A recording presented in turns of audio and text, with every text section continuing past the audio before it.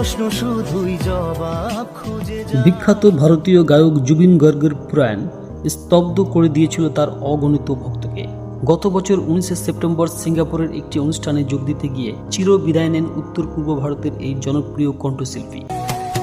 মায়াবিনী আমার চোখে, কিন্তু সেই মৃত্যুর রেশ কাটেনি আজও, বরং শিল্পীর অর্থ আত্মসাৎ সংক্রান্ত মামলায় সম্পত্তি চাঞ্চল্যকর নির্দেশ দিয়েছে আদালত। জুবিন গার্গের মৃত্যুর পর থেকে তার ঘনিষ্ঠ মহলের দিকে অভিযোগের আঙুল উঠেছিল। আসামের মুখ্যমন্ত্রী হিমন্ত বিশ্ব শর্মার নির্দেশে গঠিত বিশেষ তদন্তকারী দল বা সিট এর তদন্তে উঠে আসে চাঞ্চল্যকর সব তথ্য।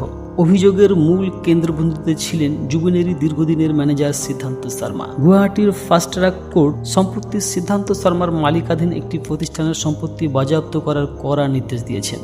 মামলার চার্জশিটে দাবি করা হয়েছে, শিল্পীর অজান্তেই তার বিপুল পরিমাণ অর্থ আত্মসাৎ করে নিজের ব্যবসায় বিনিয়োগ করেছিলেন এই ম্যানেজার। আদালতের 49 পৃষ্ঠার চার্জশিটে উল্লেখ করা হয়েছে যে সিদ্ধান্ত শর্মা তার আয়ের বৈধ উৎস দেখাতে ব্যর্থ হয়েছেন। প্রায় 1 কোটি 10 লক্ষ টাকা একটি প্রতিষ্ঠানে বিনিয়োগ এবং 6টি ব্যাংক অ্যাকাউন্টের লেনদেন বড় ধরনের অসঙ্গতি পাওয়া গেছে। বিচারক শর্মিলা ভুয়ানের পর্যবেক্ষণ অনুযায়ী এমন কিছু নথি পেশ করা হয়েছে যা থেকে অর্থ আত্মসাৎ এবং বেআইনি তহবিল স্থানান্তরের স্পষ্ট ইঙ্গিত মেলে। আয়কর রিটার্ন বা কোনো বৈধ দলিল দিয়ে এই বিপুল অর্থের ব্যাখ্যা দিতে পারেননি অভিযুক্ত ম্যানেজার। জুবিন গার্গের মতো একজন মহা তারকার প্রয়াণের পিছনে আর্থিক প্রতারণার এই কালো ছায়া ভক্তদের মনে গভীর ক্ষোভের সৃষ্টি করেছে।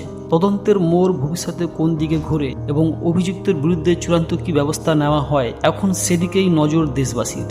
সো বন্ধুরা, প্রিয় শিল্পীর সাথে এমন আর্থিক প্রতারণার বিষয়ে আপনাদের কি মতামত? এই অভিযুক্তের কেমন শাস্তি হওয়া উচিত বলে আপনি মনে করেন? অবশ্যই আমাদের কমেন্ট করে জানান। আর বিনোদন জগতের এমন সব এক্সক্লুসিভ খবরের আপডেট সবার আগে পেতে স্টার আনটোল্ড চ্যানেলটিকে এক্ষুনি সাবস্ক্রাইব করে আমাদের সঙ্গেই থাকুন।